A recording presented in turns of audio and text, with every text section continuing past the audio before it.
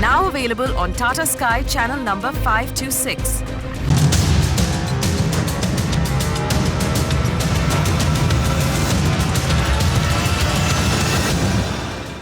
Hello and welcome to the Property News here on Magic Bricks, now India's first property business channel. I'm Krishna Kumar. Let's take a look at the top stories that we're tracking. Big Magic Bricks Now exclusive. Land records in Maharashtra will be digitized within 2 months. The Maharashtra government is already in the process of scanning over 228 crore documents as we speak. In Noida, home buyers, developers and the Development Authority join hands to complete projects with over 2,000 units that have been stalled due to litigation. We are in dialogue with the government to see how to take this forward. June 2nd looks a bit tight. The wait for Hyderabad Metro gets longer. The work will be delayed by almost 18 months as Larsen & Toubro, which is implementing the 16,000 crore rupee elevated metro rail project. L&T blames cost overruns for missing the deadline. In Mumbai, over 500 families in Dadar stuck with no roof on their head. Residents say it has been over 4 years since their building went into redevelopment. A year to possession, the developer has just started breaking ground.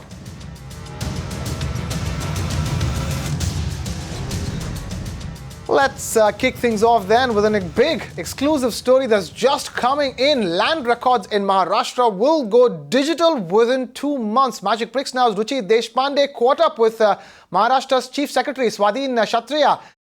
The Honorable Chief Minister himself has held a meeting. So there is a task force which has been set up under the chairmanship of Chief Secretary. There are subgroups under the chairmanship of Secretary Industry, the CEO MIDC. We have divided those 2,600 MOUs into various categories. The biggest and the largest are being monitored by the Chief Secretary himself and by the Honorable Chief Minister, and some of them are being monitored by the Secretary.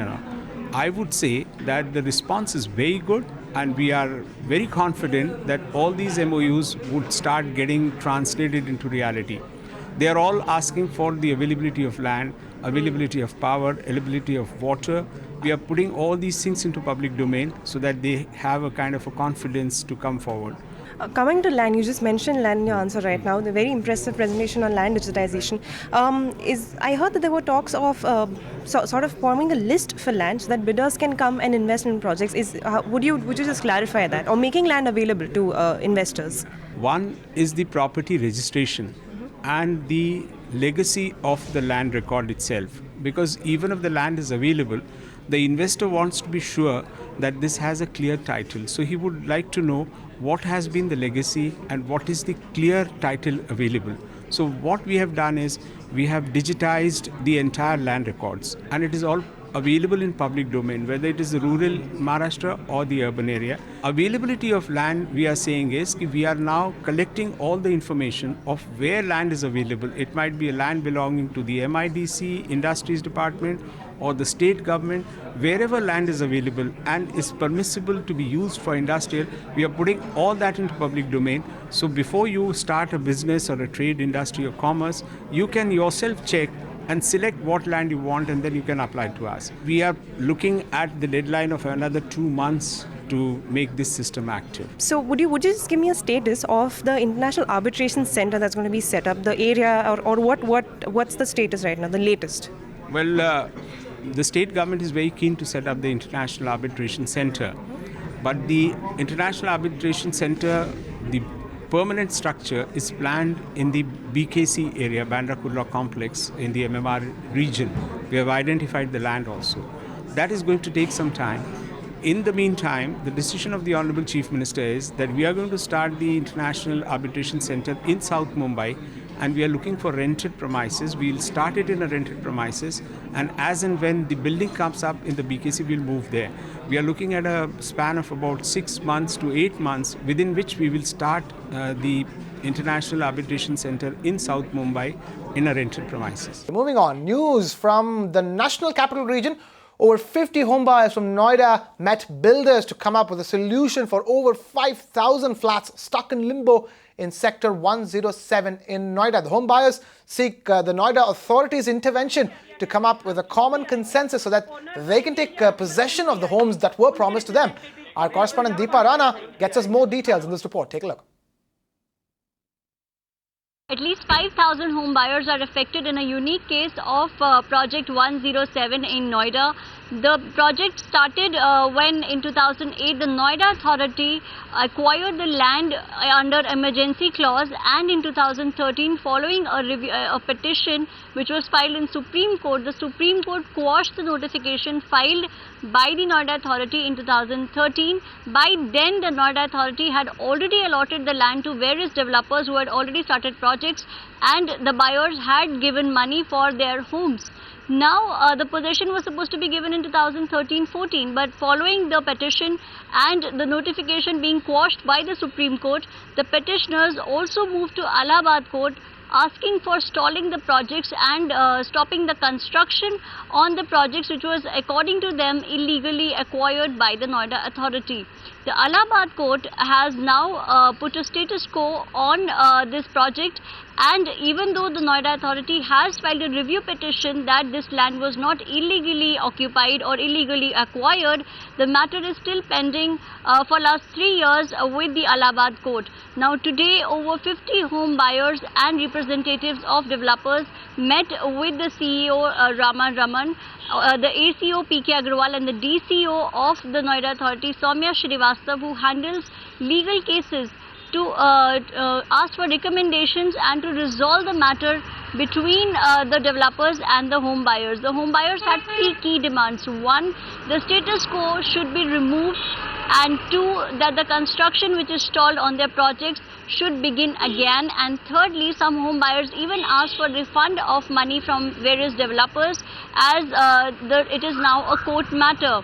The CEO by end of the meeting announced that 1, the developers and the home buyers must talk to each other in emails, and 2, that the developers must work out a mechanism to refund the money to home buyers in case if they are unable to submit the projects.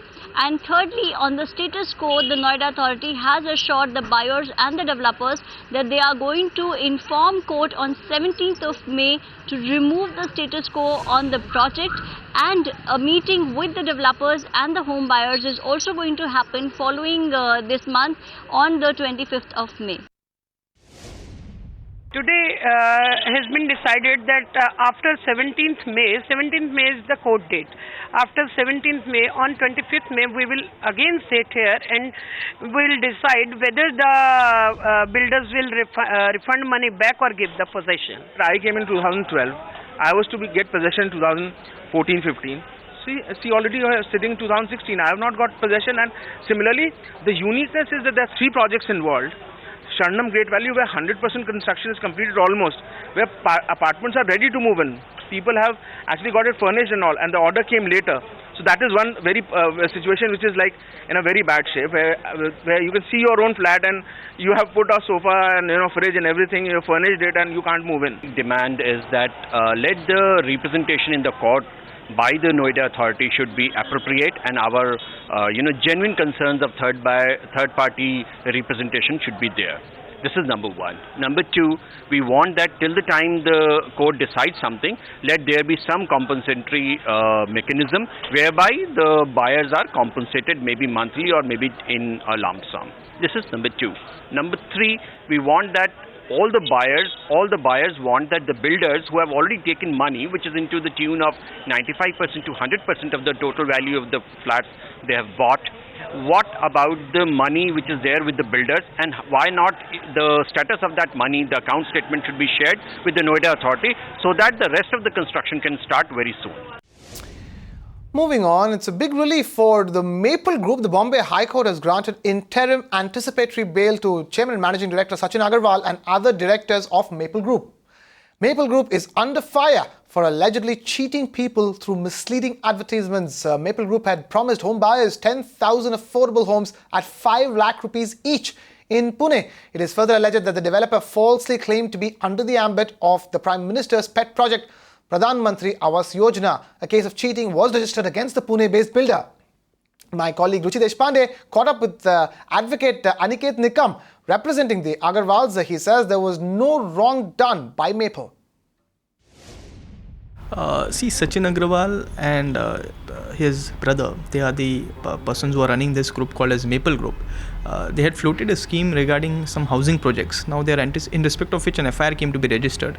They moved an anticipatory bail before Pune Sessions Court. It came to be rejected.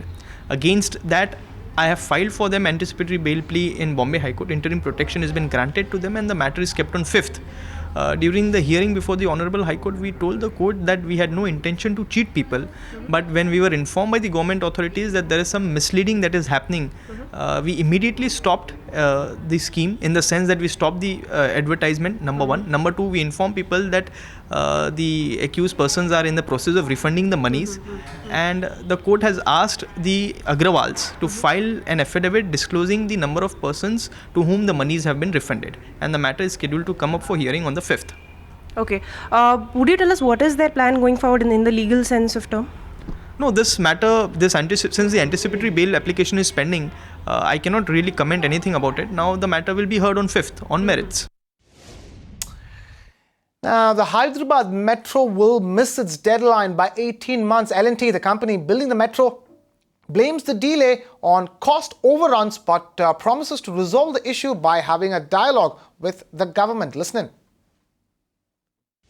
We are in dialogue with the government to see how to take this forward. June 2nd looks a bit tight from my view because many things have to fall into place. It is just not only the construction and some trial runs. The security has to come in, the electricity has to come in, the stations have to be manned, the ticket counters have to start working, the operation maintenance have to be in full ring, the permissions and permits from the Metro Rail Authority has to come in. So many little aspects are there. So we are trying to push everything. Many of these are already come in. Many more things have to come in. Looks like the Hyderabad market has to wait much longer for better metro connectivity. Residents were very keen the deadline would have been met, and even the industry was keenly waiting for the metro to flag off. My colleague Suesha Sawant gets us more details of the Hyderabad Metro project. Take a look. Do not expect to start travelling on Mana Metro in July 2017. L&T, which is the company constructing Hyderabad's metro rail, said today that the project will be ready by December 2018. This means Hyderabadis will have to wait for another 1.5 years to board the metro. Just to give you a background, the Hyderabad Metro is a 72-kilometer metro rail project which will crisscross Hyderabad in 3 corridors. The first line is from Miapur to LB Nagar with 27 stations in between. Line 2 is proposed between Jubilee Bus Station and Falaknuma with a total length of 15 kilometers. Line 3 runs between Nagole to Shilparamam, which will have a total of 23 stations in between. Now, prime areas that will be affected by the delay include areas like Jubilee Hills, Banjara Hills, Begumpet, Ameerpet, Kukatpalli, Miapur and many more. On an average, most of these areas are priced between 3,000 to 6,000 rupees per square foot. Originally, the metro project was estimated at a cost of 14,132 crores. 10% of this project is funded by the central government and 90% by L&T. The project is based on the PPP model and the company has signed a concessionaire agreement with the government. We tried reaching out to Hyderabad Metro Rail Limited to understand the reasons for the delay. However, we did not get any response. Hopefully, we'll get a response sometime soon. Close to 200 residents in Mumbai's Dadar area are staring at an uncertain future. They had vacated their building 4 years ago in the hope of bigger homes that were promised to them when the building was going for redevelopment. But today, after almost 4 years, they are looking at a plot of land where construction has not yet started. My colleague Aishwarya Paliwal gets us this report. 28-year-old Salil Ranade is fighting a battle at the moment. A battle to see his new house. Salil vacated his flat in January of 2012 along with the other residents of his building as his building was being redeveloped. What he was expecting was a bigger house in the next 4 to 5 years. But his dream is far from becoming real. He's currently staying in Kurla on rent paid by the developer. But this rent too stopped coming in 11 months back. But the ground reality is the tenants are the main who are the sufferer. I mean, the people who earn let's say people who earn only 40-50,000 a month, and they have to pay like a rent which is a 40,000 a month. What kind of a money will they have with them after paying the rent? Over 200 families that once lived in Samadhan are facing similar issues. I have not received rent for last 15 months, and it is very difficult for us to survive without getting rent. I have two kids, so they are going to school and all. So I have to stay at Dadar itself, and for last 10 and plus months, I am paying from my own pocket nearly 40,000 rupees. This is not at all manageable for me. My mother is a resident over here. She's a widow, and builder has stopped us giving us a payment for alternate accommodation, and she has to pay from her own pocket. She's not earning. She's a pensioner, and she has to pay from her own pocket around 3 lakhs rupees, and it is not a small amount. And we don't know what would be the future. I mean, if this continues, then again she has to pay 3 lakhs every year. Delayed rents, though, is just one part of the story. The bigger problem is that construction is moving at a snail's pace. Original residents were promised bigger and better homes. 480 square feet flats in place of the 225 to 330 square feet flats they had vacated in 2012. But 4 years after they moved out, the developer in question, Richa India Infra, has just about started construction. The residents of Samadhan are obviously a worried lot. The developer, meanwhile, is quick to blame the authorities for this delay. There are a lot of technical things. BMC purpose is there, MHADA purpose is there, technical purpose is there, traffic issues are there. Many issues are there. But we have come up with some loans, and we are paying on 10th or 15th. We'll pay in this month only what the schedules are, and we are trying to do all the favors what we can do for them. The tenants have been constantly meeting the builder to speed up construction. But very little progress has been made. Tenants have been waiting as long as 3 to 4 years to get a building in place, and as you can see behind me, the construction has not even started. The builder said that he will pay them rent on the 10th or the 15th of this month, but as if now he has given no concrete plan or a promise to the tenants as to when he will start construction. Even if he starts the construction now, it will easily take him 3 to 4 years to complete it. The tenants are saying that they want a permanent solution to this, as if the construction does not start now, and if he does not pay the rent on time, then they are the ones who will be at the receiving end of this. And to give us an expert perspective, we're being joined by Uday Vavekar, Vice President, Consumer Court Bar Association, Maharashtra and Goa, who joins us on the phone line. Uday, thank you so much for taking time out to be with us here on the Property News. Tell us for the home owners that we just saw, and for other home buyers stuck in similar situations, tell us what recourse is available when construction slows down and the developer doesn't pay rent. This is a standard problem now in redevelopment. For the simple reason, either builder do not have finances or resources, or they want to sell the project to others, or at the same time they want to not to give the flat to these buyers, but sell it at the market rate, which is very high, so which is a lucrative offer, so that they can offer them the old price and then throw them away from their own residence. So there are various strategies for this. This is a common problem now, and the answer is similar society Malad Sana, which had the builder did not give the possession, saying that there's a partnership dispute and no OC was bought. People took over. We filed a case in consumer court, and then for the purpose of the rent, and people took over, and then finally they got their own residence inside. Now the builder is already getting the OC because of the interim relief of the consumer court, and thereafter the things are streamlined. You can go to consumer court and file a case on the basis of the agreement for the interim and get an interim relief, and if that is not complied, builder can go to the jail and he has to pay the rent. But at the same time, society members also have to be responsible. What happens in redevelopment is when you get a corpus, at that time the corpus must be kept with the society so that you can fight a litigation. At times you can together, if it is a ownership flat society, can cancel the builder also. Here in a tenanted society that's a little difficult, but now with the new rules that Maharashtra government is there, even tenants can take over if the builder can't complete. But that is again different proposition. You need alternate builder and other technicalities is there. Can they seek damages for the delay that they've had been put through, and do they have the option to change the developer? They can seek damages, they can seek the rent that they are having, they can also seek mental harassment and compensation and legal costs. All that can be claimed by filing a complaint to consumer court. Consumer court is relatively faster, it takes 3 to 4 years, but you can go for interim relief as far as rent is concerned because that's the most urgent thing.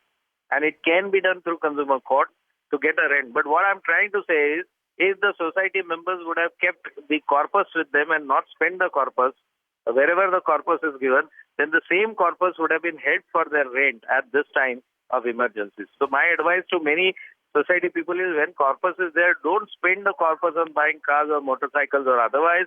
Try and keep the corpus with the society so that or with you separately in an account. So in the case of such emergencies, it will help you.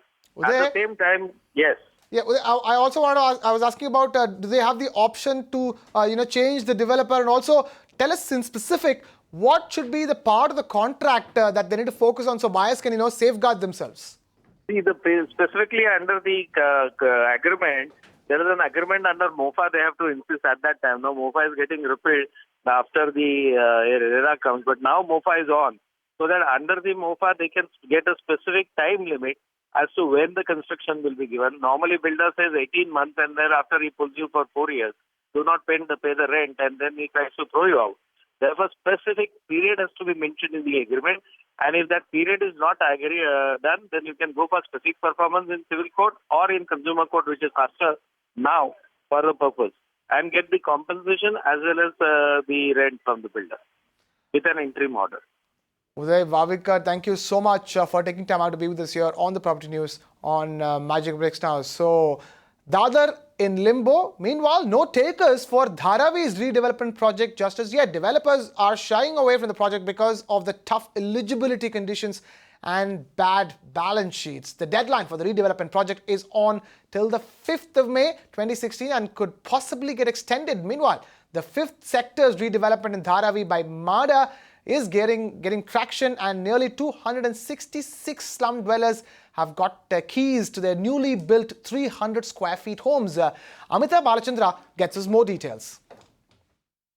Absolutely, Krishna. No takers for Dharavi Redevelopment project for a second time in the row. Remember, the deadline is on till the 5th of May, 1 p.m. However, as of now, what we're hearing is that there have been no takers for a second time. Also, remember, Dharavi is being redeveloped through 5 phases so far. The first 4 sectors by Dharavi Redevelopment Authority itself through PPP mode, and the 5th sector, however, has been redeveloped by MADA itself. And there's some cheer coming in for slum dwellers of that sector, considering they have just got possession for their 300 square feet apartments in Dharavi. It's an 18-story building and there's some cheer there.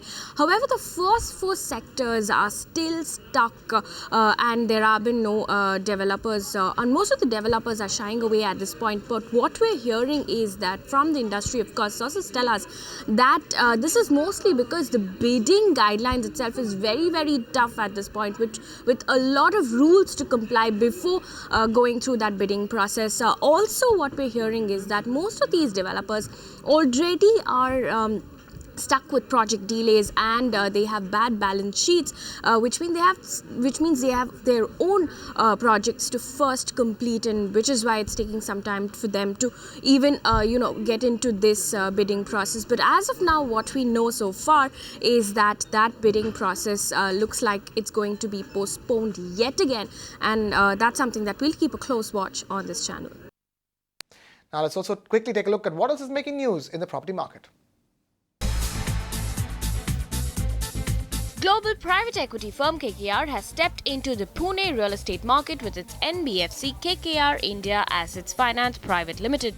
The NBFC plans to invest 300 crore rupee in 2 residential projects by Puranic builders. The first project, named Abitante, is based in Bhavadan locality, while the second, Aldea Espanola, is based in Baner. These projects are expected to be completed in the next 6 years, and the NBFC will remain invested till then.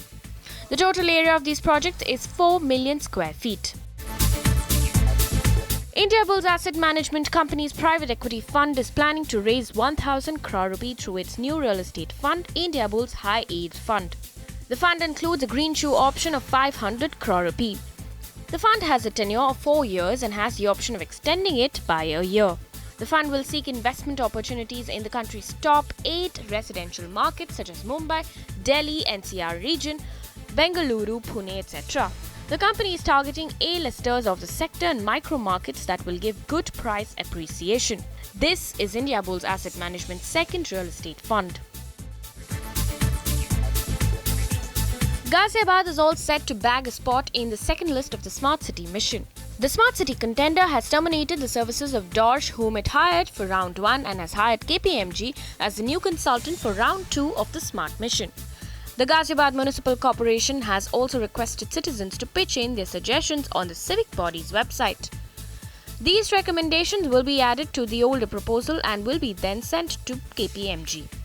KPMG will then create a plan that will hopefully grab Ghaziabad a spot in the second list. The revised proposal must be sent to the Urban Development Ministry before June 30th. And with that, we wrap things up here on this edition of the Property News. Thank you so much for watching. This is Krishna Kumar signing off.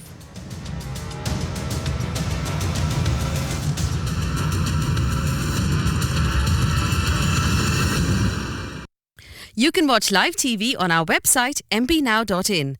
Find us on Facebook at facebook.com/magicbricksnow. And don't forget to click the like button. You can also follow us on Twitter at magicbricksnow. To stay updated with all our programming, hit the subscribe button on our YouTube channel by logging on to youtube.com/magicbricksnow.